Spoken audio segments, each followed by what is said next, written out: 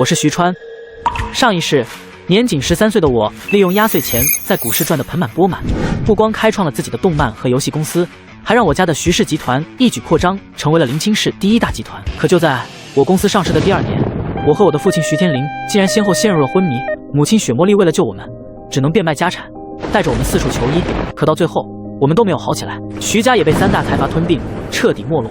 死后，我的灵魂穿到了一个可以修炼的世界。经历了无数勾心斗角后，我才明白，前世的种种皆是阴谋。我做梦都想回到前世，覆灭吞并徐家的3大财阀，为自己和家人报仇。终于，在一次夺宝厮杀后，宝物佛珠带着我重新回到了18岁。不愧是上古佛陀时期的舍利子，居然真的带着我重生了。父亲、母亲，你们放心，这一世我一定会护好你们，护好徐家。大海，你当真能找到治好川儿和天林的奇人？大嫂，我的话你还不信吗？我可是大哥最得力的亲信，我说能治好大哥和川儿，就一定会尽心。这张卡里有我前几天变卖股份换来的5000万，你拿去用，要是不够的话再跟我说。只要能治好天林和川儿，就算是倾家荡产也值得。在外人看来，江大海对徐家产业忠心耿耿，可徐川清楚，此人早已对徐家的财富垂涎3尺。父亲徐天林的死，更是与他和几位公司高层脱不了干系。徐家的家产就是这样被他们一次次骗走，最终掏空的。上一世你拿了母亲的钱，确实找来了奇人，可那位奇人非但没有救我们，反倒用手段将我和父亲彻底害死了。这一世定不会让你们的奸计得逞。大嫂，那我就先去找人了，你就等我好消息吧。等等，川儿，你好了？我没事了。川儿，你怎么醒了？怎么？我醒来有什么问题吗？这小辈的气场怎么变得这么强？难道他知道了些什么？不对，一定是我想多了。该死的，按理来说他不可能醒啊。难道这他们下手的时候出了什么纰漏？大海叔，看你这样子是不希望我醒来啊？嘿嘿，怎么会呢？醒来就好。你不知道这段时间我天天担心你和你父亲的病有多辛苦，腿都跑细了。既然这样的话，大海叔从明天开始就不用来上班了。我可是你父亲的亲信，公司的实权也在我手里，你居然要开除我，你凭什么？凭什么？就凭你刚从我母亲手里骗走的5000万，就凭你勾结其他3大集团，对我和我父亲下毒手，害我重病。小子，说话要讲证据，我可是你爸的兄弟，你对待长辈就这么无礼吗？长辈，你也配？要不是你，我和爸爸压根就不会得病。我妈这段时间给了你多少钱？你可找来过一位医生？我劝你还是快点将卡换回来，滚出我家，否则别怪我不客气。大嫂，你儿子这么羞辱我，你就在旁边看着，你倒是说句公道话。这，要不你还是听川儿的吧，回家休息几天，等天林醒了，我会给你一个交代的。你，好，我休息。我江大海就在家等大嫂的交代。但我奉劝你一句，别做出让自己让徐家后悔的事。呵呵，复仇从现在开始，害我徐家的人一个都别想跑掉。上一世被人害死后，我意外穿到了修仙世界，还获得了一串上古时期的佛珠。重生归来，我发誓一定要好好修炼，让害我的人付出代价。地球灵气太稀薄，想要修炼到我以前的化身境，怕是有些难。不过只要能修炼就好，就算是只能踏入凝气境，也足以对付江大海那群凡人了。喂，你好，我是徐天林之子徐川，给你1000万，明天早上我要看到徐家集团所有高层的资料。挂断电话，徐川陷入了沉浸式修炼中。第2天一早，果然在桌上看到了一沓厚厚的资料。很好，江大海勾结公司其他高层贪污公款、谋害父亲的证据都有了。川儿，李天柏叔说公司有急事要举办例会，我去一下公司，你在家好好休息。资料上显示，徐天博和江大海早有勾结，江大海干的很多事情，甚至是徐天博指使的。这群人果然坐不住了。母亲，我和你一起去吧。我这位叔叔或许早就不是我们认识的叔叔了，我怕他们会对你不利。也好，集团的事你迟早要插手。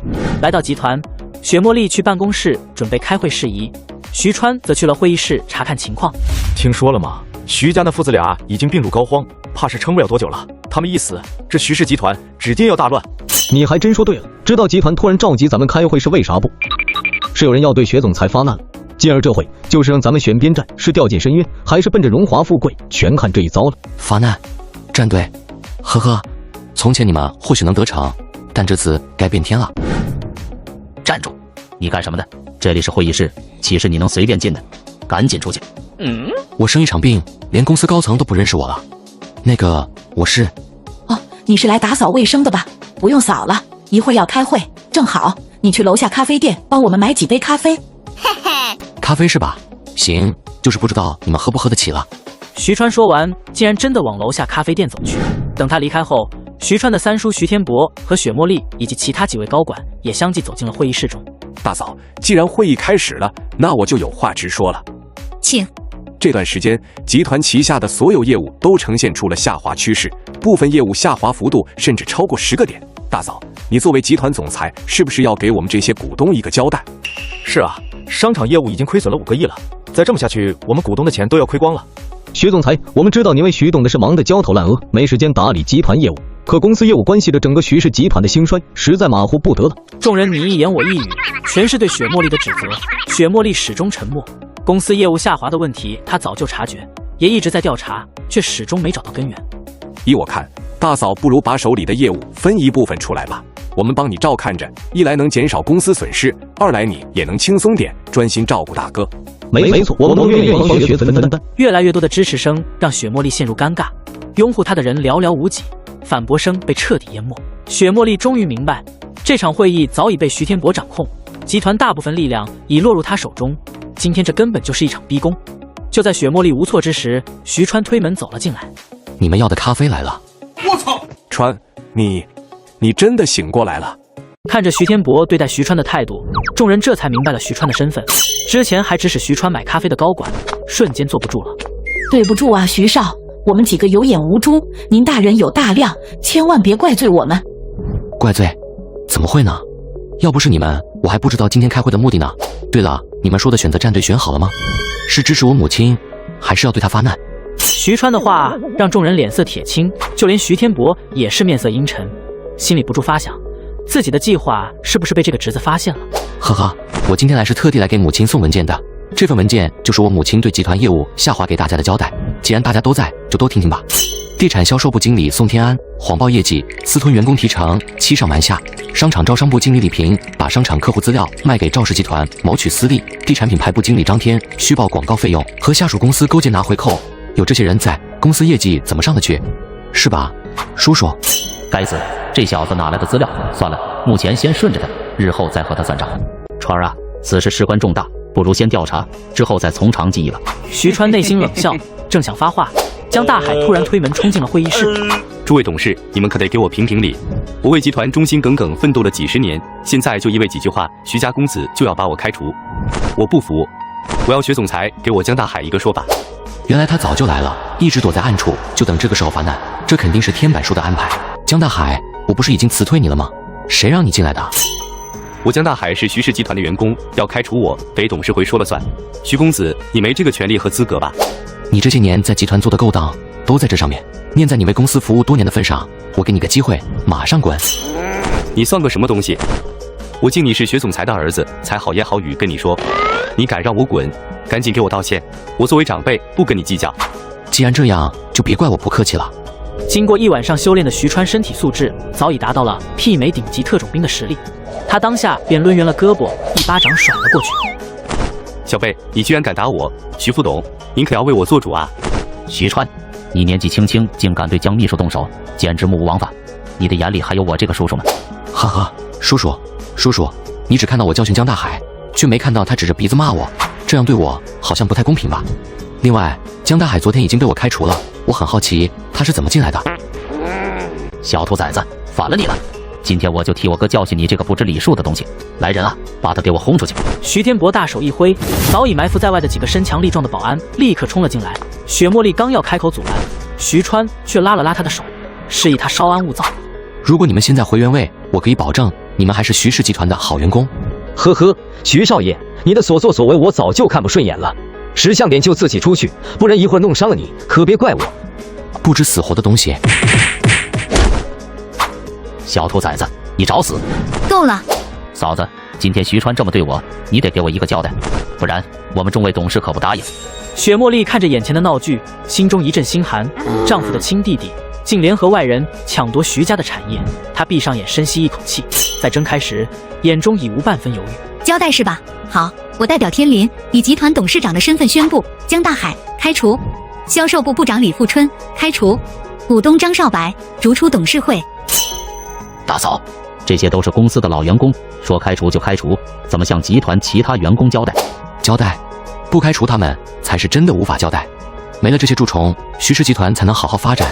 如果你觉得我的决定有问题，那就拿出超过我父亲和母亲2人的股份，再来召开董事会。另外，我向董事会保证，3个月内我会让公司业绩增长10个百分点。如果做不到，我母亲会自动离职。散会。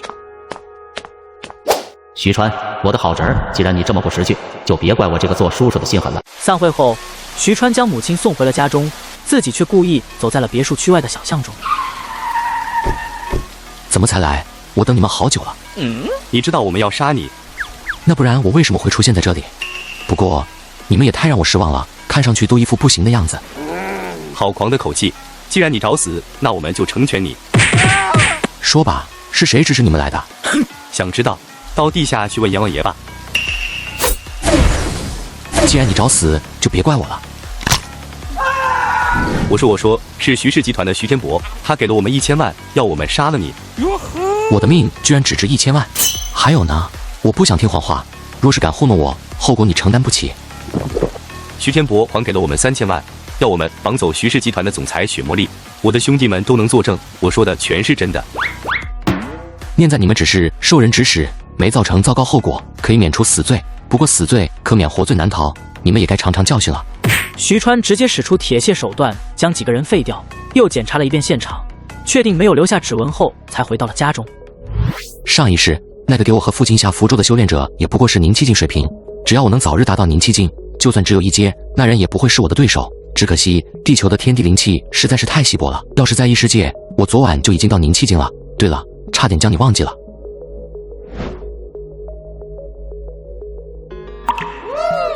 不愧是上古宝物，不光能带我穿越重生，灵气还如此充沛。有了你的助力，我的实力定能大幅度提升。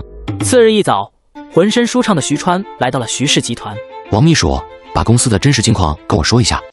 公司表面上看着股份下滑，能勉强维持运转，可实际上，徐天白手下的人已经做空了很多账目，外面的欠债高达100亿，他们想压低我们的估值，抬高自己手上的股份，最后架空甚至吞并徐家的产业。这么一来，集团的真实估值相当于凭空消失了。3大集团的手段还真是狠，这样你准备一下，我要回收那些散落的股份，尤其是徐天博手里的。徐少、徐副董明面上就握着集团超过15%的股份，实际上他手里的股份可能更多。你只需要准备接手就行，至于怎么让徐天博乖乖把股份吐出来，我自有办法。是。徐总，昨晚派出去的人至今都没消息，肯定是出事了。要不我们收拾东西跑路吧？急什么？只要我手里还握着股权，徐川翻不了天。要是惹得我不高兴，我直接毁了这个集团。果然还是您更有本事啊！行了，忙你的去吧。徐天博有意无意地瞥了眼江大海的裤子，江大海瞬间会意，搂住身边的美女，急不可耐地冲进泳池。徐天博这才转身进了屋中，只见一位年轻的男子早就等在了屋中。你确定你的计划可靠？原来是江少，不知道您何时来的，怎么不通知我，好让我去迎接？也是才到，徐副董事长是大忙人，哪敢劳烦您？副董事长3个字让徐天博脸色一僵，他觊觎董事长之位已久，却始终未能如愿。江少的称呼在他听来满是嘲讽，可他不敢发作，因为眼前的年轻人是临清市4大家族之一江家的2少爷江衡阳。江家的公司虽仅次于徐氏集团，但官面势力远超徐家，甚至比另外2大集团加起来还强。且徐天博之所以敢背叛徐家，就是因为和江家达成了合作。江少说笑了，不知您这次来是有什么事？我听说徐家的徐川醒了，怕出变故，来提醒你尽快下手，把徐氏集团瓦解掉。放心吧，江少，徐氏集团现在都在我的掌控中。昨晚我已经派杀手去刺杀徐川母子了。那就好，我不希望你在关键时刻出任何失误，不然的话就别怪我们3大家族无情。那是自然，我这就去公司。徐川坐在办公室等了许久，终于等到了徐天博来上班，当下便找了过去。徐川，你怎么来了？怎么，郝叔叔看到我没死很惊讶？不知道你在说什么，别着急否认嘛，看看就知道了。各位观众上午好，今天早晨6点，我市某医院门口发现5名身受重伤的年轻人，经检查，5人皆遭暴打，后脑受重创导致瘫痪，市公安局表示，这5人是犯罪嫌疑人，曾参与多起谋杀案。详情请关注后续报道。怎么可能？没什么不可能的。你敢派他们来刺杀我们，就该想好后果。什么刺杀？我不知道。徐川，你在胡说，我就去告你诽谤。敢做不敢当吗？呵呵，别挣扎了，我已经掌握了你所有的犯罪证据，给你半个小时，把你手中徐氏集团的股份全部转给我，要不然就等着牢底坐穿吧。对着徐天博耳提面命一番，确保对方的心理防线被击溃，徐川这才回到了自己的办公室中。徐少，徐氏集团除了凯悦酒店外，其他的业务都在下滑，原本300亿的资产，现在只剩240亿了，还欠着100亿外债，流动资金也只有30亿，若不尽快补救，怕是撑不了多久了。凯悦酒店是谁在管理？凯悦酒店的总经理叫方怡，是您昏迷后徐董提拔上来的，他很有手腕，上任后一直阻拦徐副董插手酒店事务，所以才能让酒店盈利。看看他下午有没有空，我想和他谈谈。是。徐川清楚，徐氏集团现在需要人才支撑，仅凭他一人，就算能力再强，也难以长久管理庞大的集团。吸纳方怡这样的人才，才能让集团稳步发展。就在这时，一个员工急匆匆地跑了进来。不好了，徐少，徐副董跑了。我先去他家里看看，你继续打探他的动向。是。叔叔，这是要去哪里啊？你怎么会来这里？很奇怪是吧？我的好叔叔，我本来给过你机会，是你自己不珍惜，那就别怪我无情了。你敢？你看我敢不敢？老子让你吃里扒外，让你勾结外人，让你……别打了，我不敢了，我再也不敢了。徐川丝毫没有停手，前世正是徐天博的背叛，导致徐家父子惨死，徐氏集团土崩瓦解。在异世界的无数个夜晚，他做梦都想着复仇，如今终于得偿所愿。怎么着，他也要让徐天博付出代价。终于，徐天博晕死了过去。放心吧，好叔叔，我在异世界学过续命点穴法，你想死也没那么容易。说说吧，你明里暗里掌握着多少徐氏集团的股份？还有，你做空公司的钱还剩多少在手里？我直接掌握徐氏34%的股份，还间接控制了几个股东，他们手里还有3%的股份。半个小时后，徐川从徐天博口中问出了所有信息，除了股份，徐天博还通过各种手段谋取了集团23亿资金，如今有20亿存在海外账户，集团中遍布他的眼线。更重要的是，徐天博还知道3大家族瓦解徐氏集团的完整计划，每一步都阴险狠毒。徐天博，我本想杀了你，但现在给你一个戴罪立功的机会，你要不要？要。很好，我要你打入3大集团内部，不管用什么手段，把他们的计划、资金流向、客户资源3天内全部打听清楚，然后告诉我。这次我要让3大集团付出惨重代价。接受完徐天博手里的股份和现金后，徐川接到了王秘书打来的电话，说方怡已经到了。你就是那个毕业于华夏大学金融学院，在外企工作3年做到经理职位之后被我妈挖到凯悦酒店当总经理的方怡吗？没错，不知道徐少点名见我这个小经理做什么？以你的聪明，应该能猜到我找你的原因吧？应该是我的能力让你看中，你需要我这个人才吧？果然聪明，我确实看上了你的能力。现在我问最后一个问题，如果你能让我满意，我任命你为董事长助理，负责处理集团业务。好。若是让你处理徐氏集团的内部矛盾，你认为用什么手段能最快解决？若是我，不管是谋杀、下药，还是制造意外，都会不择手段把破坏集团的人除掉。徐川愣住了，他没料到方怡的回答会如此激进，但正是这份狠辣，让他更加看重他。母亲就是因性子太软，才让集团陷入困境。方怡或许正是能帮他整顿集团的人。你明天正式来总部报道，这是集团1%的股份，算是你的工资。若你真有能力，股份还能增加。谢徐少，方怡一定尽力而为。收服方怡后，徐川拨通了一个久违的电话。徐总，是你吗？我是徐川，大军哥，你现在有空吗？我想见你。有空，当然有空。那我们在一品茶楼见。上一世，徐川救了陈大川母亲后，陈大川就留在徐川身边做了保镖兼亲信。即便是徐川昏迷后，他也没有参与叛乱，不仅忠心经营徐川名下的游戏动漫公司，还一直在调查谋害徐川的凶手。徐总，你终于醒了。你昏迷后，我每晚都睡不着，天天查凶手，终于有了线索。大军哥，你不用这么客气，弄得我都不自在了。我今天找你是有正事，我想叫你帮我实施这个计划，给江氏集团一点教训。江氏医药研究所？这是江氏集团旗下的核心研究所，他们最近研究出了一种珍贵新药。你找人把消息传给江氏，先敲诈一笔，再把资料发到网上，或者通过其他渠道流传出去。我不敢亲自出手，怕和江氏撕破脸，所以才找你。放心吧，徐总，这事我一定给你办好。送走方怡，陈大军打来电话说他已经按照徐川的吩咐敲诈了江衡阳。徐川内心窃喜，多番打探之后，跟着江衡阳来到了一间赌场中。哟，这不是徐家少爷吗？什么时候醒过来的？我还当你快不行了呢。托你的福，刚醒不久，身上还有点不得劲。刚醒就来赌场，这是想跟我玩两把？江少这么热情的邀请我，我又怎么好意思拒绝呢？给我先兑200万的筹码。好的，先生。先长，你之前不是说这次下手的事儿万无一失吗？徐川怎么醒过来了？贫道绝不会失手，说不定这小子身边有高人在从中作梗。他醒来对我们家的生意不利，等下我借着摇头子的机会想办法拖住他。你见机下手，这次千万别有所疏漏了。放心吧。徐川看似是在兑换筹码，实则将两人的对话听得一清二楚，同时用灵气看穿了老道的实力，这才发现对方根本就不是修仙者，只是个练了旁门左道的骗子，连凝气境入门都不够。这样的人怎么能施展符咒的？难道事情另有隐情？徐少，来都来了，怎么样？有没有兴趣玩把大的？玩钱多没意思，我手里有徐氏集团价值100多亿的股份，要玩就玩这个。江少尽管出手，老道在旁周全，定让你杀个片甲不留。不就是股份吗？一把就按1%算，这点股份我还玩得起。好，钱。众目睽睽之下，两人很快摇起了筛子。徐川亲眼看着老道士暗中将江衡阳的15点头子改成了25点，心中冷笑不已。跟我玩这个你还嫩了点，江少，开吧，等什么呢？既然你这么着急把股份给我，那我就不客气了。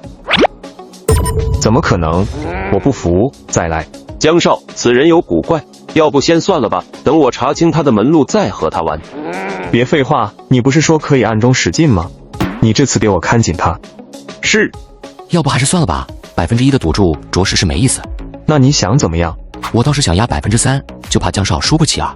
面对徐川的挑衅，江衡阳自然不愿意在众人面前丢了面子，瞪了老道士一眼后，便咬牙答应了下来。与此同时，徐川也给陈大军发去了消息，要求他向江氏集团施压，将原本的敲诈金额提高到2亿，否则就曝光新药配方。几分钟后，江衡阳的电话果然响了。该死，按他说的办，支付赎金。挂断电话，江衡阳再次拿起头钟，在老道的帮助下，成功摇出满点了30点。徐少，我这把可是满点，看来你那3%的股份要转让给我了。这么心急做什么？我这里还没开始呢。我倒要看看你怎么赢。江衡阳一屁股坐在椅子上，怒气冲冲地瞪着徐川，徐川却不急不缓地拿起头钟摇了起来。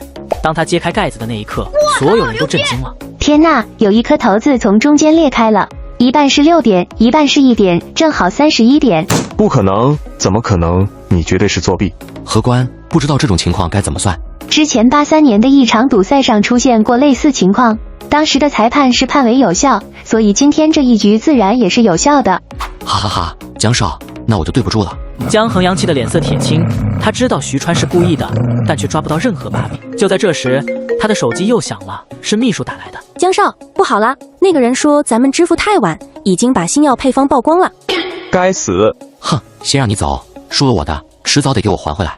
离开赌场后，徐川怎么想都觉得不对劲，果然在后视镜中发现了有人跟踪，他将计就计，把车开到了荒僻的野外，跟踪的车果然不在掩饰。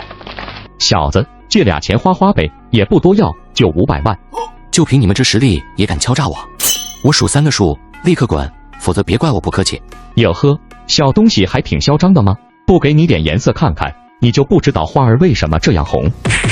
回去告诉江衡阳，我会在会所停车场等他，要是不还我股份钱，我定会带人上门去要。小混混连滚带爬离开后，徐川给陈大军打去了电话。大军哥，你先出去躲2天，他们迟早会查到你身上，林清氏待不住了。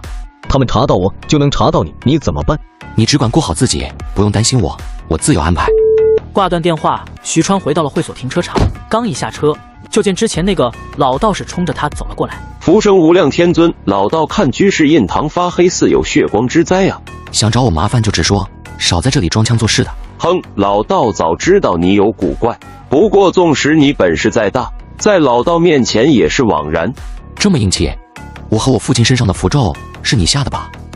你竟然知道符咒的事，看来有同道中人暗中助你。符咒正是老道下的，要想活命就老实交代，背后助你的人是何方神圣，不然老道不会轻饶了。见徐川已经摸到了事情的门道，老道士当下便想着速战速决，替江家解决掉徐川。没想到，即便他使出了全身力气，也无法撼动徐川分毫，反而还被徐川踩在了脚下。就你这点微末道行，根本做不出符咒。说你的符咒是哪里来的？我警告你，我师父丹臣子，也是修仙者，你敢伤我，他不会放过你的。丹臣子不过是个凝气境的小丑罢了，还不放过我？到时候谁死谁生还不一定呢。解决完老道士后，徐川心情大好，刚想回到公司盘点账目，就看到公司门口堵着一群前来讨要工资的人。王秘书，这是怎么回事？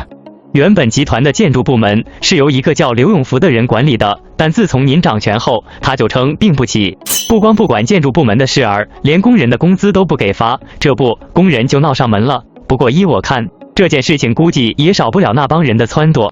知道了，大家安静一下，我是徐氏集团的董事长，你们工资的事我会解决，想要工资的，现在跟我去办公室领钱，每人可以多领取100块的车马费。真的假的？资本家会这么好些？不会是骗人的吧？光天化日之下，亮他也不敢做什么坏事。大家别听他的，他肯定是想先把我们打发走，再扣我们的工钱。大家可千万别被他骗了。赵申明，你作为建筑公司的人事经理，居然敢带头闹事，我正式通知你，你被开除了。你算个什么东西？凭什么开除我？在这里装什么董事长？你不过是个二世祖罢了，连正式的任命都没有，想开除我你也配？把你的手拿开！怎么着，小东西你还敢打我呀？来来来，往这打！打人了，打死人了！你们都看见了，是赵申明先动手袭击董事长，董事长是正当防卫，还不快把他送医院去？公司花大价钱请的安保，为什么连一群被撺掇的工人都拦不住？闹成这样了才出来看热闹？安保部的部长干什么吃的？为什么不出来解决问题？安保部的部长叫张大民，是徐天博的小舅子，平日里仗着徐天博的势力，没少阳奉阴违，嚣张得很。今天这事传出去，怕是会影响到徐氏集团的股市。王秘书，你和方姨负责将张大民以及那些玩忽职守的人换成我们自己的人。是。离开公司后，徐川刚想去请许副总回来管理公司，路过看到了许久未见的老朋友刘玲，当下眼睛一亮。刘玲，天哪，川哥，我没看错吧？你终于醒了，快给我抱一下。你可是我昏迷后唯一来看我的朋友，我醒了当然要来告诉你。刘玲，你过来。原来是荣川，这家伙在我昏迷之前整天跟在我身后叫我川哥，可我昏迷后他连面都没露过一次。不仅如此，上一世我昏迷后他还一直家暴刘玲，可把人给害惨了。这一世我绝不会让悲剧重演。哟，这不是工商局局长家的少爷吗？叫我们林子有什么事儿？刘玲，你可是我女朋友，别跟别的男人拉拉扯扯的，你不要脸我还要呢。我什么身份？我不过是跟你爸妈吃了顿饭罢了，我们又没订婚。就是嘴巴放干净点，刘玲是我的女人。你说什么？你有种再说一遍。呵呵，我和你这种人没什么好说的。林子，我们走。刘玲，你敢出门，我现在就让我爸查封你家的生意。刘玲听到荣成的威胁，有些害怕了起来。川哥，这为难女人算什么本事？你不是车技很牛吗？有本事和我赌一场，你输了以后离刘玲远点。我输了，跪下来叫你大哥，叫他大嫂。哈哈哈，好，比就比，路线你挑，我奉陪到底。川哥，他飙车很久了，你怕是比不过他，要不算了吧？别怕，咱们朋友一场，我不会看着你嫁给你不喜欢的人的。随着比赛枪响，两辆车瞬间飞射而出。开始的时候，荣成还暂时领先，但最后关头，徐川直接一个加速，玩耍一般，瞬间将荣成甩了几条街。等到荣成赶到之时，这才知道徐川早就走了，当下便气得脸色铁青。该死的徐川，你给我等着！而此时的徐川早已找到了正在修自行车的徐副总。许叔，您还记得我吗？我是徐川，今天特地来找您，想让你回徐氏集团继续任职。小川，你能醒过来，我很高兴。我不知道你用什么办法让徐天博把股权交了出来，但现在想要挽救集团已经太晚了。要怎么样您才肯回来呢？开发区的那块地皮你知道吗？知道，那是我们花了几十亿买下来，准备修建新医药厂的。我父亲昏迷后，工程就停摆了，资金也被徐天博挪用了。现在市里面没咱们的人了，江氏集团打通了关系，要让市里把地皮收回去，由他们来修建新的医药厂。如果你能保住那块地皮，我就跟你回去，在此之前你就不必再来了。看来许叔已经知道我和父亲出事不是偶然了，我必须想办法让父亲醒来了。想到在异世界和伙伴小妖女一起炼制丹药的日子，徐川脑海中灵光一闪，当下便来到了中药市场寻找药材。可药铺的掌柜听说他要的珍稀药材，都一个劲摇头。徐川只能无奈离开。就在这时，他听到了一个人大喊抓贼的声音。百年灵芝，这不正是我需要的吗？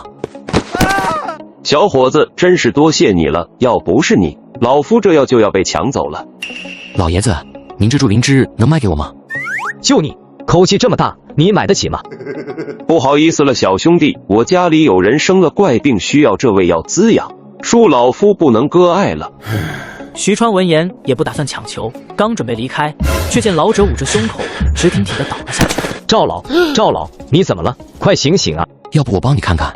你算个什么东西也敢强出头？你知道赵老是什么人吗？要是赵老有个3长2短，你就等着偿命吧。都什么时候了，还想着耀武扬威？走开！徐川一把推开年轻男人，对着老者运送真气，老者这才醒了过来。赵老，你没事吧？还好我在你身边，要不然后果不堪设想啊！我还没老糊涂呢，你就敢在我面前说瞎话？我平时就是这么教你的吗？年轻人低着头不敢说话，赵老这才想起来感谢徐川，可此时的徐川早已离开了现场。妈，这是我特地给我爸找来的强身健体的丹药，您给我爸试试吧。天哪，居然真的有用！儿子，你真是太棒了，老天保佑啊！父亲只是脸色暂时好了一点，但光凭这些丹药还远远不够，我必须加快修炼的步伐了。徐川回到房间盘腿打坐，靠着佛珠汲取灵气。次日一早，他精神饱满地出现在了公司。徐少，这是一份关于开发区地皮的计划书。之前因为老徐总昏迷的事情搁置了1年多，现在既然您要重新启用，就得抓紧动工，不然被江氏集团盯上，可就有点麻烦了。你尽管放手去做旧事，还有什么问题吗？原本是很简单的一件事，可我们公司旗下的建筑公司还被刘永福把持着，他们根本不听指挥，就连我派出去的心腹都被赶回来了。该死！不好了，徐少，建筑公司的人又来闹事了，他们说您打伤了人，堵在公司门口，要求您给个说法呢。徐川微微眯起眼眸，这明显是有人在故意作怪。来得正好，跟我出去看看。徐川捏紧拳头，带着人就冲了出去。到了大厦外围，就看见一群流里流气的人堵在门口，不远处还停着一辆豪车。豪车里，江大海满脸鼻青脸肿的对旁边的刘永福说着：“奶奶的，姓徐的小子下手太黑了，今天必须给他点教训，我就不信他能一个打1拳。”放心吧，哥，这事儿我拿手。赵申明看着徐川出来，立刻冲他大声叫嚣了起来：“徐川，你别以为你有钱就了不起，我告诉你，你打了我就得赔钱，至少500万，不然这事儿我跟你没完。”赵申明，你别血口喷人，你的医药费公司已经垫付了。赵申明刚想撒泼，人群里突然窜出几个记者，对着徐川就开始发问：“请问您就是1年前昏迷的徐氏集团公子徐川吗？贵公司要变卖资产还债是真的吗？请问您为什么要殴打工人？出了这样的事，徐天博为什么不出来主持大局？”徐天博手中的事务已经交由我处理，且我并没有殴打工人，我制止的从始至终只有闹事的流氓而已。一个男人拿起砖头扔到徐川的头上。你特喵的说谁是混混呢？你欺负工人，你还有理了？徐川伸手捂住被砸中的额头，一脸阴沉。保安呢？别人都欺负到我们头上来了，我们该怎么办？一旁等候徐川发号施令的保安队长闻言，立刻带着公司的保安跑了过来。徐总，我们立刻打回去，打回去。好，给我上！今天有一个算一个，打死了算我的。王秘书见状，还想劝慰2句，可徐川早已带着人冲了上去。不出半刻，之前闹事的人，包括江大海和刘永福，都被人按在了地上。徐川，光天化日之下，你竟然敢这么对我，你就不怕进去吗？这是你之前给公司报账的文件，挪用公款的事儿你比我清楚，咱俩到底是谁进去，不言而喻。什么挪用公款？我不知道，我要报案，你带人行凶。徐少，你打了他可就不能打我了，这事儿可和我没关系啊。呵呵，顺手的事儿，来人，把他给我扔河里去。别，千万别，我还有用，我知道江衡阳和徐天博的计划，我可以告诉你，求你饶了我吧。说，江衡阳身边有个道士，我听说那道士的师傅是个得道高人，连徐天博都只见过几次。江氏集团上下都对那高人毕恭毕敬的，就是他不常露面，倒是徒弟总跟着江衡阳。你说的这些我早就知道了，还有什么有用的消息吗？没了。王秘书，带上罪证将人送进去吧，这种人待在里面一辈子也不可惜。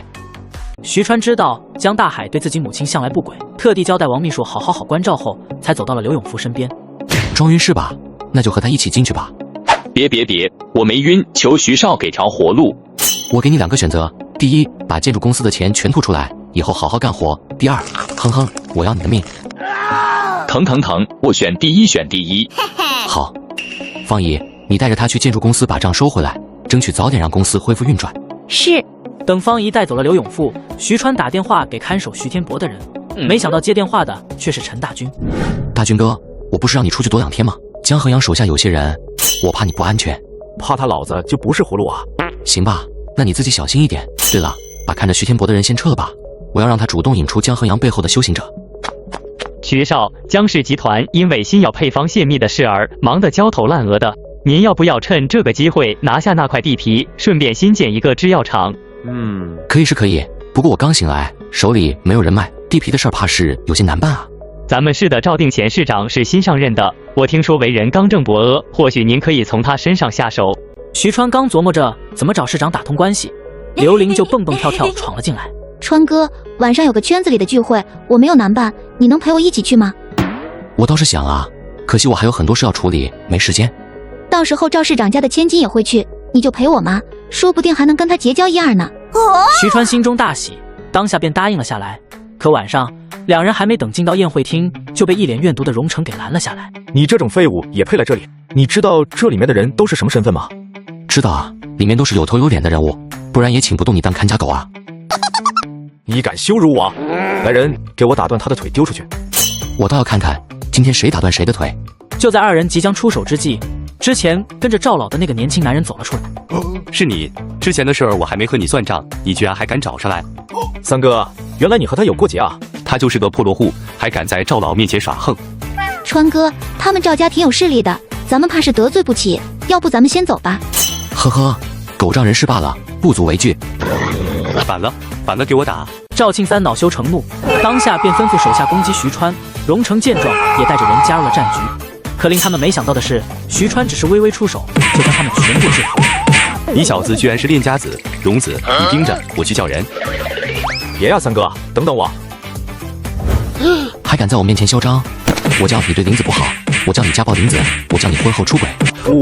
我也没打他，你怎么能冤枉我呢？我只警告一次，再靠近林子，我就废了你，滚！打完人就想走？姐，就是这小子动手打了工商局长家的公子。切，你就是徐氏集团的商业天才，原来只是个只会拳脚的莽夫。来人，把他给我抓起来，送去所里。赵家可以啊，针对我还带这么强的武器，是不是应该和市里好好解释一下？你敢威胁赵家？这事儿不宜闹大，算了，让他们走。荣局长不会放过他的。对不起，川哥，我不应该叫你来参加聚会的，给你惹了这么大的麻烦。不过，你为什么这么讨厌荣成啊？具体原因我不方便说，反正你不能跟他在一起，他以后会家暴你的。那你跟我在一起呗，你也是有点喜欢我的，对不对？徐川本想拒绝，没想到刘玲竟然凑上来亲了他一下就跑了。徐川当即便想到了在异世界的小妖女，之前他也是这么主动的亲她的。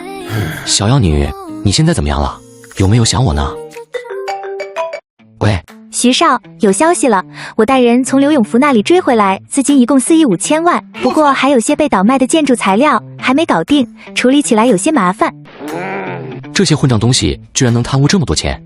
那些被倒卖的材料卖给了你女朋友刘玲父亲的公司，如果继续追查下去，怕是会有些影响。刘玲不是我女朋友，材料你先保留吧，到时候说不定有机会用。是。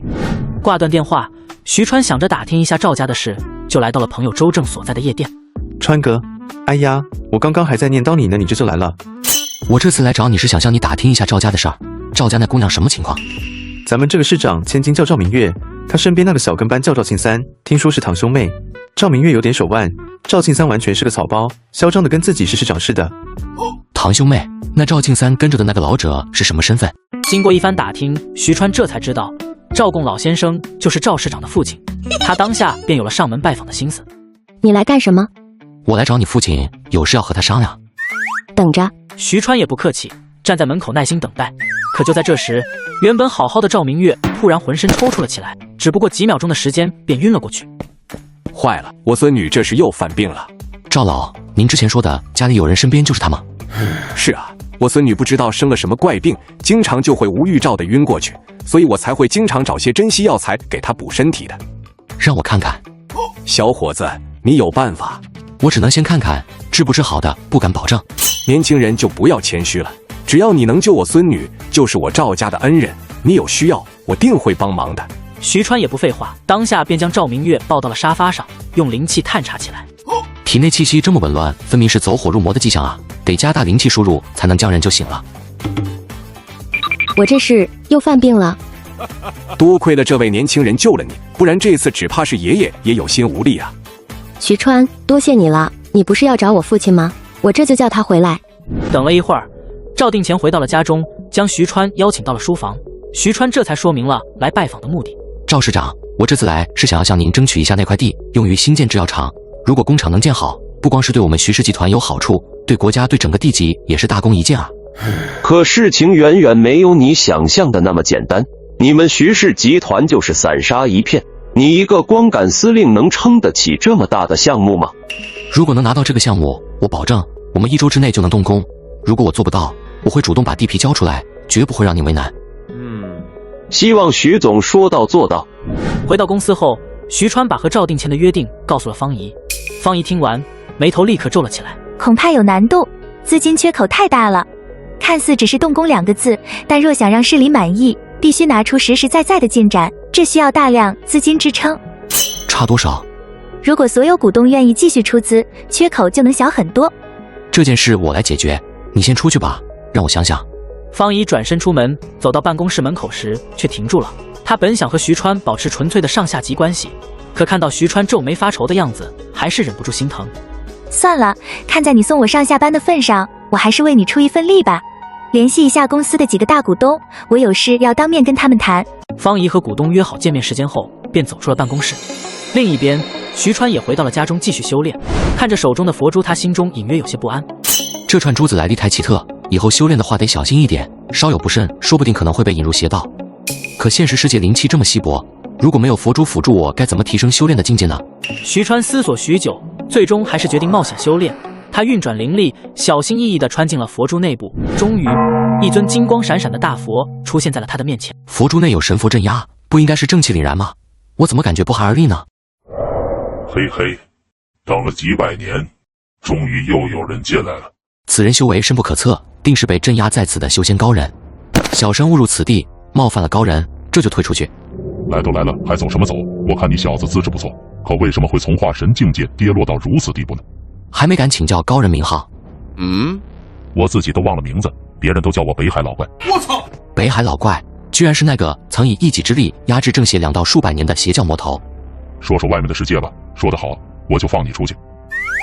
最近出了一款电动汽车，续航超过700公里，充电只要4个小时。话一出口，徐川就后悔了。跟修仙者说科技，简直是对牛弹琴。可没想到，北海老怪的眼睛瞬间亮了。什么是电动汽车？充电又是做什么？电动汽车不用燃油，靠电力驱动，充电就是给它补充能量，就像咱们修仙者吸收灵气。徐川耐着性子，一点点解释科技名词，就像给孩子讲复杂的原理。北海老怪越听越兴奋，眉开眼笑。不用法力，全靠机械就能运转到这种地步，了不起。总算能出去了。看在你讲的精彩的份上，我赐你一套功法，来日再给我讲讲这个世界的其他东西。徐川想推辞，邪教魔头的功法定然不是正统秘籍。可还没等他开口，一道金光突然刺入他的身体，他只觉得元神都在剧烈震颤。下一刻，他便从床上坐了起来。我到底是真的见到了北海老怪，还是说这一切都是一场梦？可为什么那种改造元神的感觉那么真实呢？徐川在异世界修的是正统正教法门，对邪教偏门功法向来避之不及。如今被镇压的魔头改造了身体，只觉得如鲠在喉。可反复体察后，依旧没发现异常，只好暂时把这件事压在心底。次日一早，徐川刚赶来公司，就看到了早已等在办公室的赵贡。老头闲来无事，过来看看，没打搅吧？赵老客气了，您能来，我高兴还来不及呢。两人坐下攀谈，徐川很快明白赵贡的来意，一是作为长辈过来关注下徐氏集团的近况，二是为了赵明月的病。赵老放心，我今天就去看明月。徐川客气地送赵贡出门，结果两人刚走到门口，就看到了一大群试图闯进公司的人。你们是谁？你们想干什么？你就是徐川，你打了我们家荣哥，你以为能躲得掉？兄弟们，把他抓回治安队里。胖子一声令下，一群治安队的人就朝着徐川冲了过来。可就在这时，赵贡却挡在了徐川面前。光天化日之下，你们居然敢干出这种事，简直是无法无天！老不死的，滚一边去！哼，我们可是荣局长属下的人，别说这个快倒闭的徐氏集团，就是新来的市长，也得看我们荣局长的脸色。况且我们和治安队可是有关系的，识相的就跟我们走，到了队里跟荣哥赔礼道歉，还能少受点苦。赵老，您别生气，荣局长在临清市横行这么久，您犯不着为他气坏身体，这可是你自找的，等下被打脸，可别怪我欺负人了。来啊，不是要抓我回队里吗？我跟你们回去。话音刚落，徐川和赵老就被人戴上手铐抓到了治安局。看着赵老铁青的脸色，徐川心中有些不忍。赵老，您这又何必呢？只要您说出身份，他们谁敢为难您啊？哼，我什么身份？我就是个无权无势的普通人。要是我没生个好儿子，难道就活该受着不平？徐川知道劝不动他，也不再多说，反正赵局长迟早会过来，他只管等着看好戏就是。很快，荣局长何荣成将他带到了审讯室。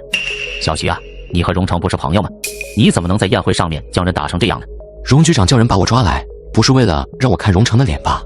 徐川，都到治安局了，你还嘚瑟什么？信不信我揍你？荣成嘴上叫嚣，却没敢真动手。荣局长赶紧打圆场，语重心长的开口：徐川，你这情况我完全可以立案，荣成这伤势判你2-3年没问题，你的前途就毁了。不过你要是肯赔点医药费，我可以考虑不告你。你想要我赔多少？赔1亿？别听他瞎说，徐氏集团现在不容易，这么多钱拿不出来，1000万吧。徐总，你看怎么样？荣局长以为徐川是年轻好拿捏，却不知徐川早已看穿他的心思。上一世徐家败落后，不少人便招法来讹钱，这点伎俩他见多了。就按荣成说的办，多出来的几千万算我的歉意。荣成父子眼睛瞬间亮了，果然是瘦死的骆驼比马大，徐家就是好捏的软柿子。徐总就是年轻有为，办事果断，你马上转账，我立刻放你出去。好啊，荣局，外面那个赵老是我们的董事，你把电话给他，他会打电话叫人转账的。荣局长立刻跑到屋外，解开了赵贡的手铐，对着人傻笑。赵贡打量着荣局长，瞬间明白了对方身份，还以为对方良心发现，没想到荣局长接下来的话让他差点吐血。老先生，这里不是您该来的地方，徐总已经答应赔偿，您打个电话转款，您和徐总就能走了。转账转多少？医药费、精神损失费加起来1亿。好，我转。荣局长赶紧把手机递过去，赵贡拨通了赵市长的私人电话。儿子，你爸现在在治安对决，工商局的荣局长说了，拿1亿来，我就能出去了。不等赵市长回话，赵贡啪的挂了电话。荣局长还在一旁得意。我说什么来着？徐氏集团瘦死的骆驼比马大，早知道徐川这么痛快，我们该多要点的。还不是我说了个大数，听你的就亏大了，这巴掌挨得不冤。我儿子就是我的福星，这次多亏你了。父子俩正等着收款，治安局门口突然跑进来一个苗条身影，荣成眼前一亮，急忙殷勤地迎了上去。明月姐，你怎么来了？你有没有看到我爷爷？没有啊，不过明月姐你放心，徐川那小子被我抓起来了，他之前敢跟你叫板，我替你出气。赵明月不想搭理荣成，自顾自在治安局里面转了起来。终于他看到了赵贡的背影。咦，你怎么在这儿？我操！天哪，这不是徐氏集团的董事吗？怎么是明月的爷爷？该死的徐川又给我挖坑！就在荣成后悔不已之时，赵定乾带着一群人走了进来。赵市长，您怎么大驾光临了？爸，你没事吧？爸字一出，荣局长瞬间呆立当场。另一边，徐川在审讯室里左等右等不见人来，正纳闷时，门被赵明月推开了。我可以走了吗？可以是可以，不过我有几个问题要问你。你问。我发病昏迷的时候，你是怎么治好我的？你心里清楚。徐川是修仙者，洞悉人体气血运行是基本功，用法力平复气血紊乱，对付这种内功走火入魔，简直易如反掌。可这话没法跟赵明月明说。难道你也在修炼那架功夫？算是吧。那你可以教我吗？你能轻易平复我的气血，肯定是那架高手。不能，你根本就没病。哼，我有病。好，你有病，这下我能走了吧？徐川说完，不等赵明月反应，大步走出了治安局。打车回公司的路上，王秘书的电话打了进来。徐总，到处都找不到方助理。小区物业说，方助理昨天就没回公寓。徐川心头一紧，立刻给徐大军打电话询问徐天博的动静。徐天柏这2天约见了几个股东，好像都谈拢了。徐川越想越不对劲，方姨不会无缘无故消失。他问清徐天博的位置，掏出1沓现金递给出租车司机。你到后面坐，我来开车。司机迟疑间已被徐川拉到后座。徐川一脚油门，出租车如离弦之箭般冲向徐天博所在的酒店。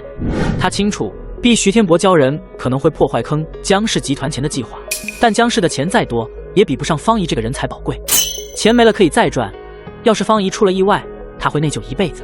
您这点钱不够交罚款的，我驾照要毁了。徐川一路风驰电掣，把出租车开成了赛车，终于停在一栋写字楼前。他扔下车就往里冲，正要上电梯时，电梯门突然打开，徐天博从里面走了出来。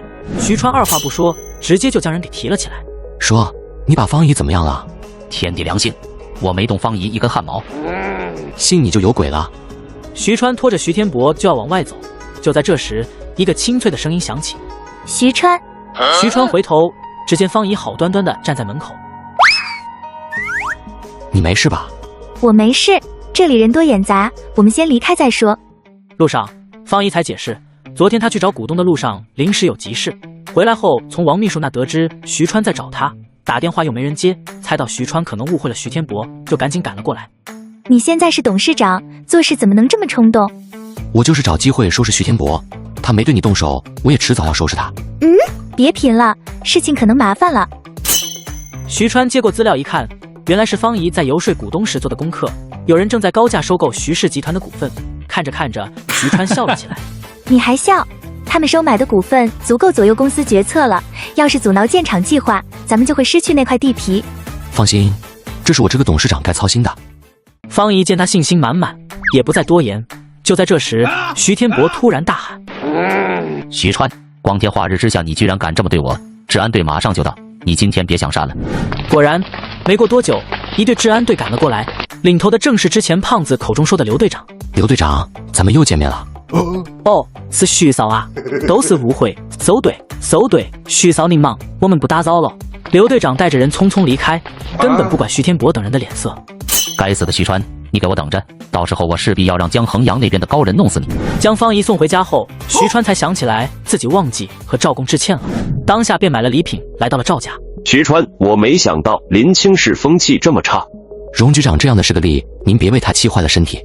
各地市里谁不知道徐家和另外3家集团掌握着经济命脉？除了徐家，那3家对定钱都爱答不理。是啊，我办聚会邀请他们，都推脱不来，就你肯来。徐川暗自腹诽，明明是在聚会门口差点打起来，这变脸速度也太快了。徐川，林清是要改变风气，以后你要多帮衬定钱。赵老言重了，赵市长有吩咐，我一定尽力。赵公欣慰的点头，用力回握。今天的经历让他明白，儿子要在临清市立足，必须拉拢本地势力。其他3家态度高傲，只有徐家是最佳盟友。聊了几句，赵公话锋一转，看向赵明月。徐川，明月的病，我会想办法的。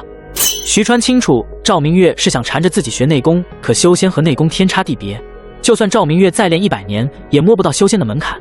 从赵公房间出来，徐川转身就想走，却被赵明月拦住。哎，你答应我爷爷给我治病的，想跑？赵小姐，我再说一次，你是内息紊乱，练内功不得法，走火入魔，要除病根，找教你内功的人去，我无能为力。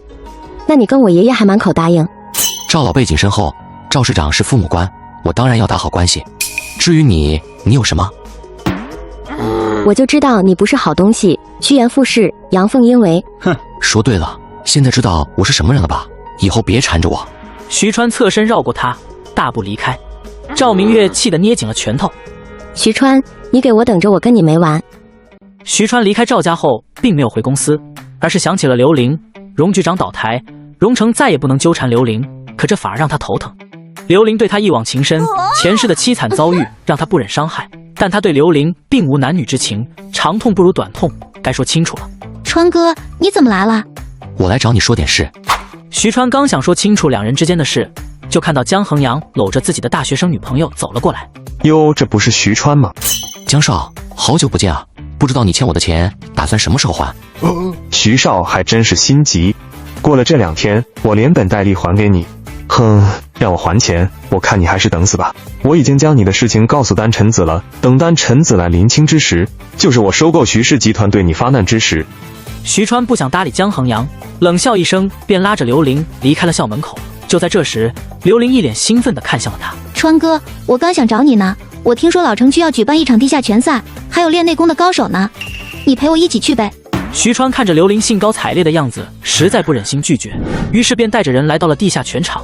此时拳击比赛已经半程，两个泰拳手体力渐衰，仍在顽强纠缠。刘玲掏出手机，点开一个下注软件，徐川这才发现众人都在手机上下注。哥，你看哪个会赢？我帮你也下注。压那个赔率高的。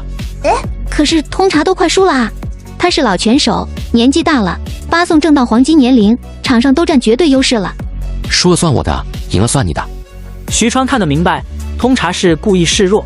这种地下拳赛向来有黑幕，庄家不搞点手段，哪来盈利？刘玲不再怀疑，在通茶身上压了1万块。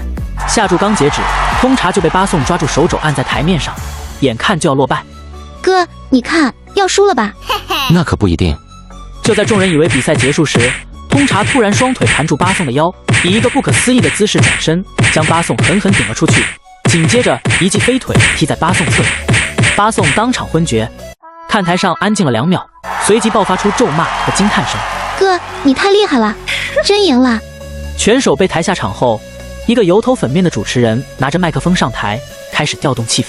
泰拳虽爽，不过是开胃菜。接下来有请内家拳高手八卦门首徒李当前和有着铁面阎王之称的铁砂掌传人八哥入场。八卦门对战铁砂掌，究竟谁胜谁负？要下注的抓紧啦，精彩不容错过。主持人话音刚落，参赛的2个人各自站到了属于自己的位置。徐川眼神一凝，发现李当前衣襟微动，竟有气息外放，这是内功有成的征兆。反观八哥，气势虽盛，却无半分内功底蕴。我压八哥赢。哥，你说这个八卦门的能撑多久？你说的这个八哥可能要输了。怎么会呢？没看过比赛就别瞎说，全场拼的是体力，什么内功都是狗屁。哼，你怎么说话呢？我们聊天关你什么事？没见识还不让人说。刘玲脾气上来了，站起身就要理论。徐川伸手按住那陌生男人的肩膀，对方刚要发作，肩膀突然一酸，整个人都麻了，张着嘴说不出话。同行几人见状，纷纷起身围了过来。这不是川哥吗？都是自己人，别动手。川哥，你来也不说一声，我给你留好位置了。周正，看你面子这次算了，下次没这么容易。我和刘玲过来玩玩，不用麻烦。你今天可来对了，今天是赵千金的专场。那个李当前是赵明月找来的，八个是江衡阳的人，他俩在较劲呢。徐川抬头看向贵宾区，果然隐约看到赵明月和赵庆三的身影。这时，刚才被按住的白头男人又开口了：“嘿，你给我站住！哥几个跟你说话。”你们有完没完？烦不烦啊？小妞脾气挺大，待会儿跟哥几个出去玩玩。李天阳，差不多行了，这里是林清，不是你家。周正，你爸和我爸的交情是他们的事，别以为我不敢动你。卧槽，你知道他是谁吗？徐氏集团董事长徐川。周围人顿时竖起耳朵，看向徐川的目光都变了。徐川不想高调，安抚地拍了拍周正的肩膀：“咱看比赛，别跟他一般见识。”董事长，怪不得徐家不行了呢。就你叫李天阳啊！现在闭嘴滚远！我保证你以后会庆幸今天没惹毛我。我就不走了，你能怎的？徐川摇头冷笑，重生后他已经尽量收敛脾气了，可总有人仗着家事找上门来。不等李天阳反应，徐川瞬间出现在他面前，下一秒，李开阳就被徐川的真气给震到了看台中央。霎时间，全场哗然。那川哥，你也太厉害了！想那李开阳以后再也不敢在你面前嚣张了。徐川刚想说话，就看到一个服务生朝着他走了过来。徐先生，赵小姐请您到贵宾区去。徐川本想拒绝，可看到刘玲期待的目光，便改了主意。3人跟着服务生走上楼梯，来到一间装饰精致的包间。徐少，是我叫人请你上来的。你说你看比赛归看比赛，别在这儿摔摔打打呀。有人看比赛没公德心，顺手教训一下。徐川刻意不看江衡阳，可2人目光交汇时，满是敌视。徐川一眼就看出江衡阳身边的中年人是修行者，修为比之前的倒是略高，但在他眼里与李天阳没区别。徐少，你身后的高人怎么没来？高人哪能轻易露面？整天跟在人身后，那叫奴才。这话明显是说中年人，对方脸色一变，差点拍案而起。他是之前被杀道士的师兄，知道师弟死的蹊跷，心中本就忌惮，现在看到徐川，自然是怒从心起。可赵明月没察觉2人暗斗，指着台下冲着徐川挑眉：“徐少，你看这2人谁会赢？”你请来的李当前是比八哥强点，但也就3脚猫功夫。就你这样的还看不起李师哥，人家可是真正的高手。徐川不搭理他，继续看比赛。江衡阳突然开口：“徐川，咱们再打个赌怎么样？”打赌？江少还是先把之前的赌债还了再说吧。江衡阳被噎得说不出话，他本打算赖账，等股东大会和丹臣子双管齐下，搞垮徐氏，再彻底翻脸。可看到徐川这个样子，心中实在不爽，只能故作不屑。徐川，这点钱你就惦记着，徐家是揭不开锅了。还真让你说对了，我就差这点钱周转，江少什么时候方便给？江衡阳没料到徐川不吃激将法，反而被将了一军。赵明月在一旁看热闹。江少欠了徐少多少钱啊？这么抠门。江衡阳脸色更差，他今天本是和赵明月较劲，赵市长刚到任，江氏没刻意拉拢，还听说赵市长偏袒徐家，赵明月也看不惯他倨傲态度，两人便借全场分高下。江氏还不差这点钱，那天赌得不尽兴，今天再赌一次。八哥是我的人，我赌他赢。赌什么？还是拿股份赌？江少手里有那么多股份吗？今天人多，谁输了就当着台下所有人给对方服个软，怎么样？等等，江少爷还是先还了上次的赌账吧，别输了又赖账。赵明月虽和徐川不对付，但能恶心江衡阳，他很乐意搭把手。江衡阳又被噎了一下，气得脸色发青，当即拿出手机给公司打电话。没过多久，徐川就接到王秘书的电话，说江氏的转账到账了。我江衡阳从不赖账，现在敢赌了吗？既然江少这么想给我服软，我奉陪到底。徐川下注了李当前赢后，就将目光投在了赛场上。比赛开始，李当前一直处于弱势，被八哥压着打。可没过多久，他就摸透了八哥的招式，开始转手为攻。八哥的优势逐渐被蚕食，李当前渐渐占据上风，一掌将八哥打倒在地。可就在这时，八哥竟然从口袋中掏出一枚药丸吞了下去。不好，有诈！那药丸里蕴含修仙者才能炼制的法力，丹臣子不是只有凝气境吗？凝气的修士怎么能炼制出这种丹药呢？就在徐川疑惑之时，台上的八哥气势猛地暴涨，下一秒就将李当前打倒在地。江衡阳见状，当场放声大笑。八哥气势暴涨，李当前虽吃惊，仍抖擞精神迎战。可八哥服用丹药后攻势迅猛，李当前渐渐不知，被八哥一掌击中胸口，当场吐血倒地。江衡阳放声大笑：明月小姐，输得服气吗？我不服，八哥明明没有那个实力，他是靠作弊才赢的，我要跟他打一场。明月小姐，你该不会是想要替徐川出头才说这种话吧？我可警告你，八哥可不是你一个女孩子能对付的。只要我的内心能暂时平稳，我有把握打败他。江少，再赌一次怎么样？我赌赵明月赢。徐川，你脑子没病吧？江少不敢，这次赌注加倍，谁输了当众给对方磕个头。这话可是你说的。赵明月拉着徐川走进贵宾区的休息间，江衡阳急忙示意中年人跟上。休息间里，赵明月一进门就开始脱外套。江衡阳太嚣张了，说好点到为止，竟然把李师兄打成重伤。你干什么？调息气血不是要穿的少点吗？都是江湖儿女，你害什么羞？把你手给我。赵明月递过手，徐川之时轻轻捏了一下，便放开了。好了，能上台了。你糊弄我呢？我输了坑的可是你。放心，你想输都输不掉。徐川一眼就瞥见门外偷听的人，却没点破。两人走到台下，赵明月一跃跳上擂台，台下认识他的人纷纷窃窃私语。主持人急忙上台说明情况。临时加赛，由赵明月小姐挑战八哥。八哥拿过主持人递来的麦克风，脸上挂着痞笑，对着台下拱了拱手。大家放心，我虽然是个粗人，可是不会对你人下重手的。台下观众被他这副模样逗得大笑，赵明月却丝毫不在意，直接朝着八哥攻去。徐川在台下近距离观察，很快发现八哥气势中藏着一丝诡异的法力波动，显然是丹药的功效。八哥这招数根本不像正统路数，反倒带着邪教功法的阴邪之气。徐川见赵明月有些撑不住，当下便从手中射出一道真气，打在了八哥的头关处。八哥身体一软，当下便跪了下去。就在这时，江衡阳身后的中年男人朝着八哥射出了一枚黑色丹药。没等八哥反应过来，丹药就被赵明月给捡了起来。江衡阳，怪不得你这么自信，原来是有这个东西在作怪。你胡说，随便捡个东西就想诬陷我。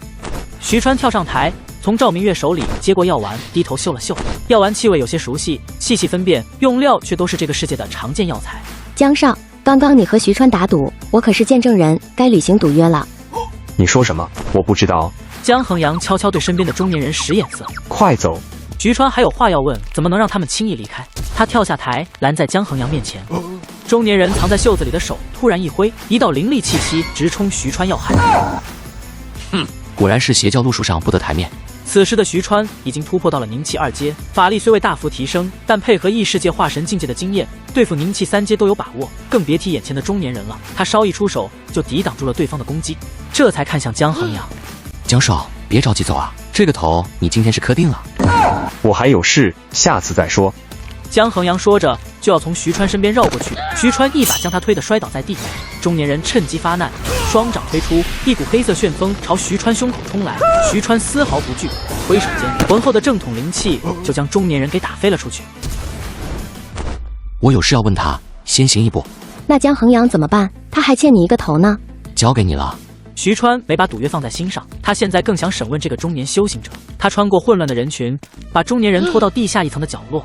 这里一片狼藉，没人愿意多待，正好适合问话。想不到我们之前都猜错了，你才是那个背后的修行者。我从没说过背后有高人，是你们自己乱猜的。说说丹臣子吧，我对这位高人可是慕名已久。你以为打败我就能打败我师父？我师父已经到了出凡入圣的境界，你就等死吧。我该说你们没见识，还是说你师父教坏你们？就你这点法力也敢提超凡入圣？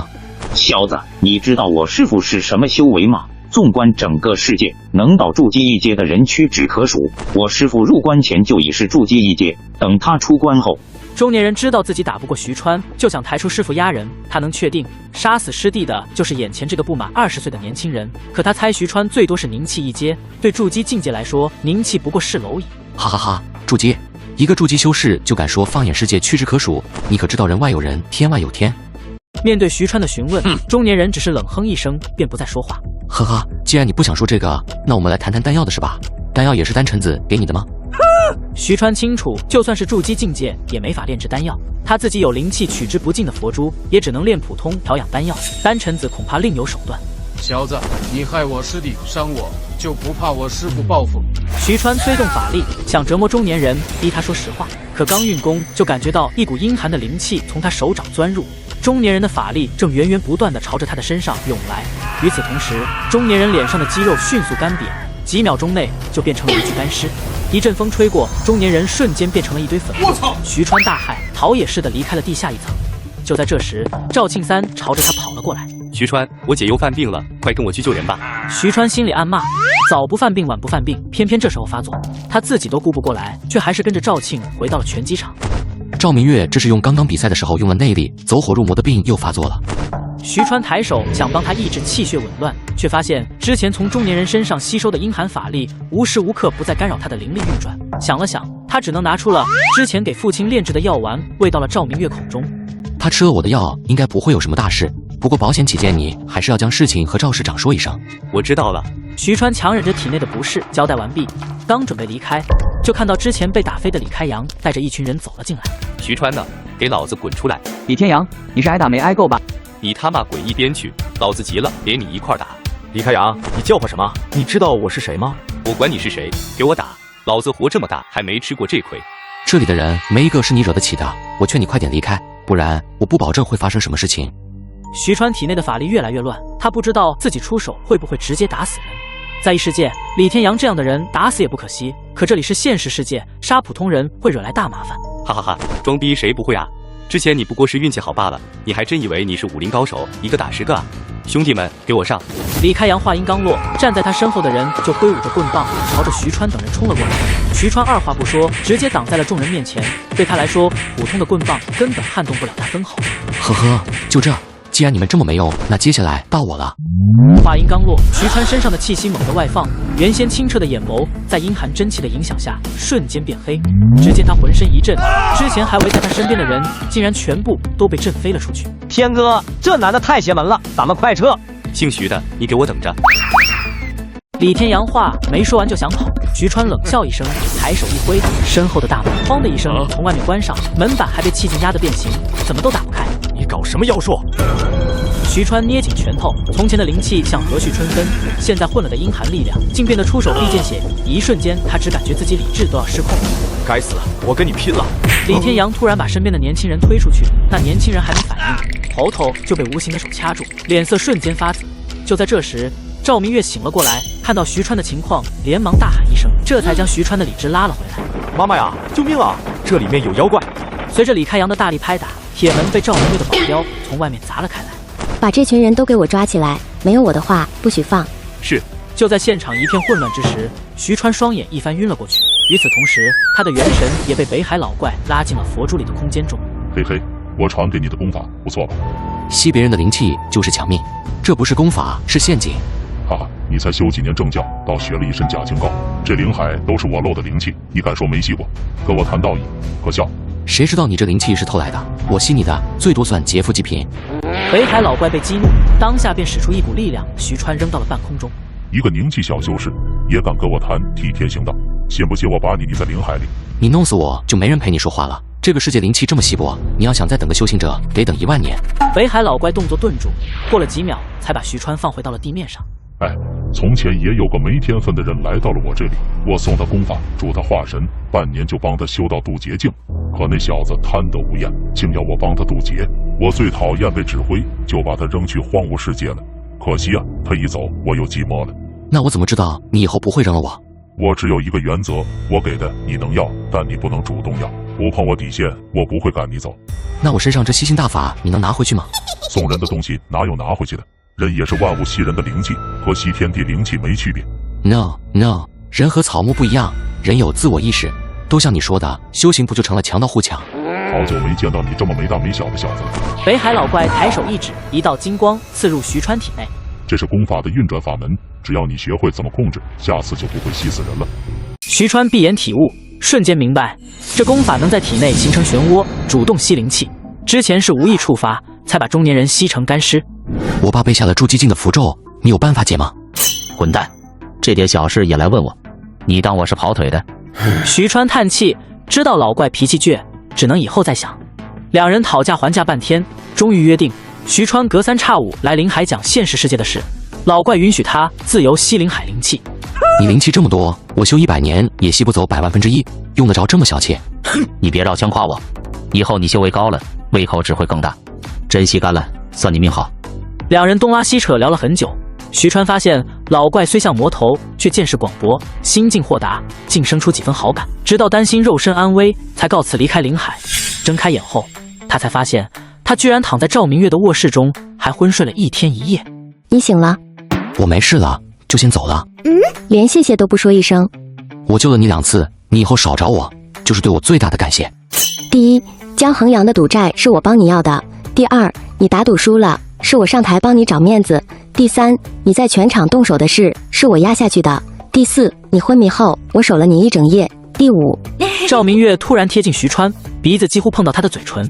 你之前喂那么珍贵的药给我，是不是喜欢上我了？你想讹我？明明是你想追我，我去全场你也去，我跟江衡阳打赌你也赌，被人围攻时你还护着我，这不是喜欢是什么？佩服，但是我已经有喜欢的人了。是方毅吧？我看你对刘玲根本没感觉。对了，方毅昨天来想接你走，还跟我吵了一架呢。你说对了，我跟方毅情投意合，就差最后一步了。徐川从外套暗兜掏出2枚丹药，递给赵明月。这样能帮你稳住内息，自己想办法调理吧。他太清楚赵明月的心思，无非是把他当内功高人，想缠他学功夫，只能用有女友断他念想。这次就放过你，不过我提醒你，刘玲和周正在客房，你想想怎么解释你的内功吧。徐川找到客房，刚推开门，刘玲就冲了上来。哥，你没事吧？赵明月把你带走后还软禁我们，他是不是对你做什么啦？别多想，我没事。川哥，我知道了，你瘫痪了1年，肯定是跟高人学内功去了。对啊，你昨天发火的时候是不是练了9阴真经？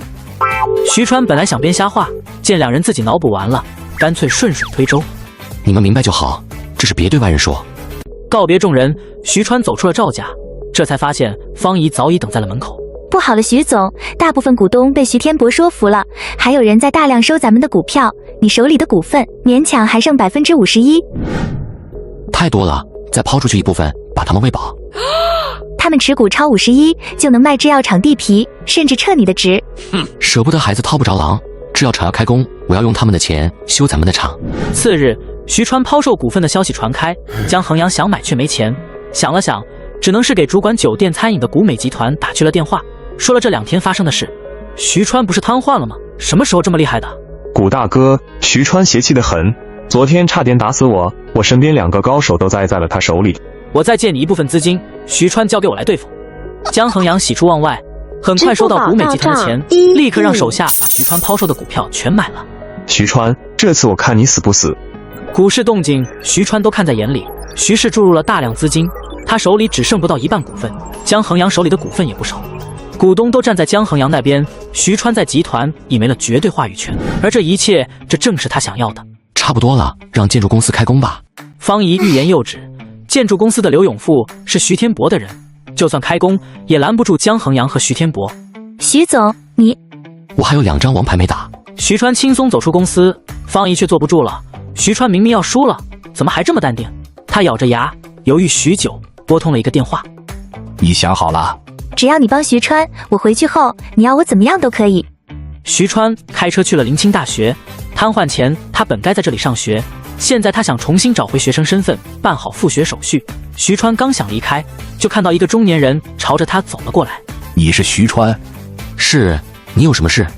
徐氏新建制药厂的项目，我很感兴趣，我想入股100亿，和徐家平分工程，董事会的麻烦也一并帮你解决，只要你签个字，资金马上到账。直说吧，为什么帮我？以徐家现在的处境，你和江衡阳合作，收益只会更高。条件很简单，方怡跟我走，这笔交易对你们徐家稳赚不赔。我徐川从不要别人施舍，更不会用女人的牺牲换活路。方怡跟你提的所有条件全作废，他是我的人。哼，年轻人太冲动，你迟早会回头求我的。徐川大步离开，好心情彻底被破坏。他不清楚方怡和这老男人做了什么交易，但这种交易无疑是嗟来之食。越想越气之下，他拨通了方怡的电话。你有什么要给我解释的吗？他已经找你谈了，对吗？你答应了吗？你要是想走，我不拦着，但你要是为了帮我把自己卖了，这份人情我要不起。徐川，我喜欢你，这没什么丢人的，让我最后再帮你一次吧。方怡的话瞬间击中徐川，前世他修为尽毁时，小妖女就是这样为救他，答应嫁给魔头换丹药。如今他明明有必胜把握，方怡却偏偏不信他。既然你喜欢我，从现在起你就是我的女人，你敢跟那个老男人走一步，我就灭他满门。听着电话那头传来忙音，方怡心中悲喜交加。徐川，你是个土匪吗？我什么时候答应做你的女人了？徐川没有回公司，第二天依旧缺席。方怡站在空荡荡的董事长办公室里，心头满是疑惑。徐川，你到底有什么计划？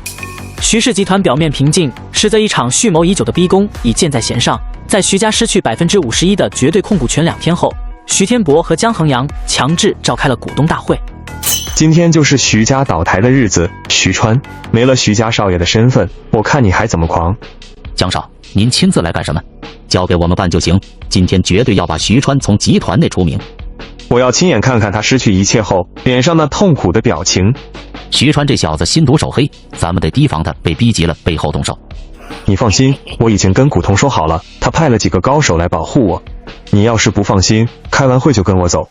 众人顺着他的目光看去，其身后站着几个衣着松垮、态度倨傲的男人，表面云淡风轻，却难掩高手风范。徐天博见状，顿时放下心来。在他看来，徐川武功再高，也敌不过这群人。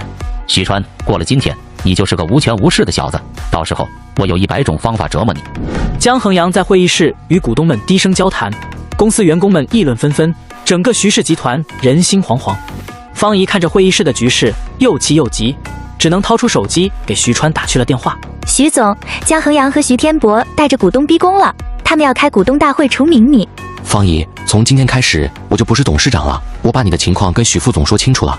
如果你愿意继续留在徐氏集团，他会给你安排一个好职位的。电话被挂断，方怡更加摸不着头脑。这时，会议室的人赶来催促他过去。如今整个公司唯有他能出面应对江衡阳一伙人。把徐川叫出来，别以为躲着不出来就没事，我们手里的股份已经超过51%了，他不出来照样能把他开除。面对徐天柏的气势，方怡毫不畏惧，转头看向几位股东。诸位跟着老董事长这么多年，难道要眼睁睁看着他毕生的产业被外人吞没吗？股东们有的摇头，有的叹息。徐天林昏迷不醒，徐川年纪尚轻，而江衡阳开出的条件太过优厚，他们不得不选择站队。方助理，你有模样有能力，就别替徐川瞎张罗了。徐家马上就要倒台了，不如来我身边工作吧。谁说徐家要倒台的？一个西装革履的瘸腿男人推门走进会议室，在座股东纷纷诧异张嘴，来人竟是许副总。你已经被开除了。今天就算是天王老子来了也没用。不用天王老子。许副总身后，徐川推着一把轮椅缓缓走进来，全场瞬间鸦雀无声，股东们纷纷站起身。江衡阳盯着轮椅上的人，满脸难以置信。不可能，不可能！轮椅上坐着的，赫然正是徐天林。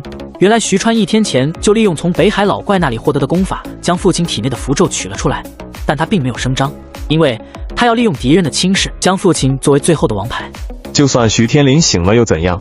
绝对控股权在我手里，他照样没用。短暂的震惊后，江衡阳强迫自己镇定下来，目光扫过轮椅上的徐天林，语气带着掩饰不住的得意。徐天林董事长，别来无恙啊！不过你醒来恐怕太晚了吧？不晚，收拾你和徐天博刚刚好。天柏，你过来。哥。徐天柏自小在徐天林庇护下长大，在他心中，兄长既像亲人，更像威严的父亲。可徐天林深知他能力不足，始终未予重用。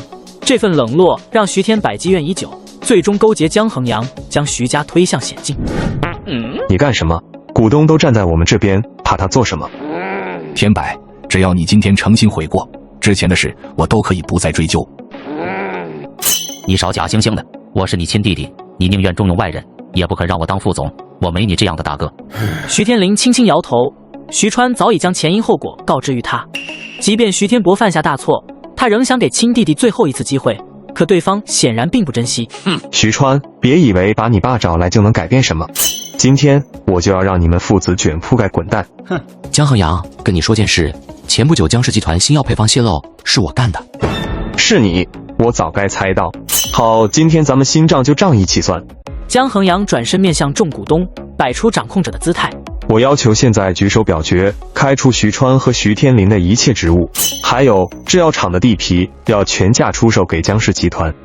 江衡阳率先举手，他手握超过7%的股份，是绝对的大股东。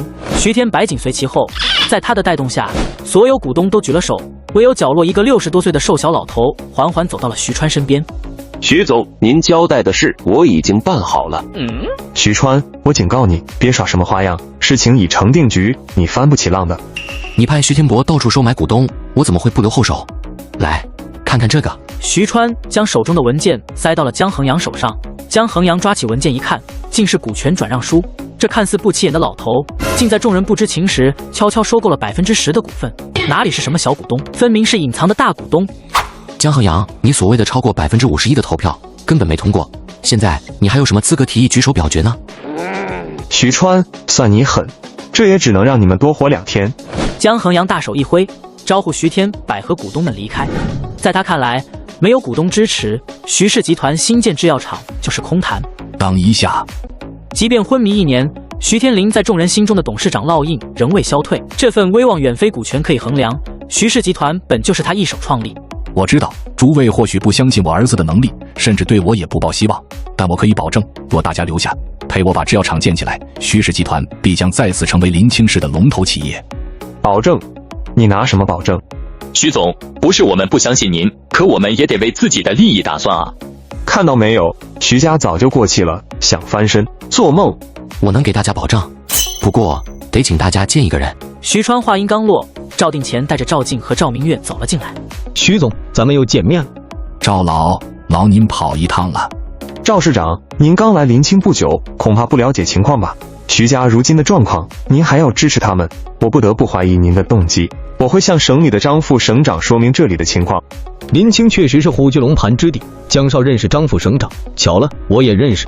明月，看看你张叔叔的车到了没有？股东们瞬间骚动起来，江衡阳更是坐立难安。会议室门再次被推开，2名保镖守在门口，簇拥着一人走进来。来人正是江衡阳口中的张副省长。众目睽睽之下，张副省长走到了徐川面前。我都听赵老说了，像你这么能干的年轻人不多见，后生可畏啊。股东们纷纷想上前攀谈，却被保镖拦下。此刻他们眼中满是炽热。徐家有了省级领导做靠山，制药厂的发展必然顺风顺水，这才是徐川承诺的保证。张叔叔，我是衡阳啊，我跟我爸早几年还拜访过您。张副省长却没有伸手，神色冷淡。